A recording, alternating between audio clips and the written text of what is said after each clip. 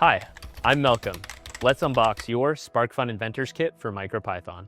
When you open your box, a good first step is scanning the QR code, which will take you to the SIK website, where you can find the guides and instructional videos for every circuit in the kit. Inside your kit, you'll find a variety of components. There's 3 components that we'll use in just about every circuit: the red IoT RedBoard RP2350, the white breadboard, and the black baseplate. The IoT RedBoard RP2350 will act as the brains of each circuit. It runs MicroPython, which will be the coding language we'll use to program each circuit. We'll start by attaching the breadboard to the baseplate by taking the 2 small screws that came with your kit and using the screwdriver, screwing them through the holes in opposite corners of the IoT RedBoard so that it connects with the baseplate. The white breadboard is where we will build each circuit and connect our components. We'll go over it in more detail in the first video for circuit 1A. To connect the breadboard to your baseplate, remove the film from the back, revealing the adhesive, and stick it to the indent in your baseplate. Now, let's briefly go over the other components in your kit to make sure you have everything.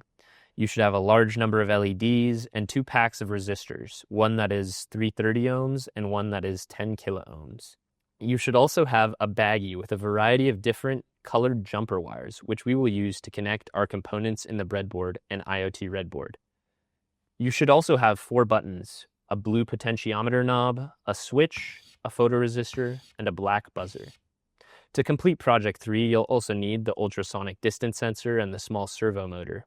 To complete project 4, you'll also need the quick OLED screen, the small 3-leg temperature sensor, the dual lock tape, and the battery pack.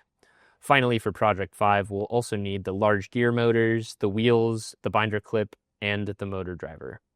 We will use the USB-C cable that came with your kit to connect your IoT RedBoard to your computer in order to run code on it. If you aren't quite sure what all of the components in your kit do, don't worry.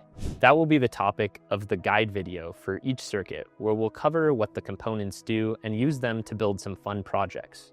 Now that we've finished our baseplate assembly and taken inventory of all of the other parts of our kit, we're ready to start inventing.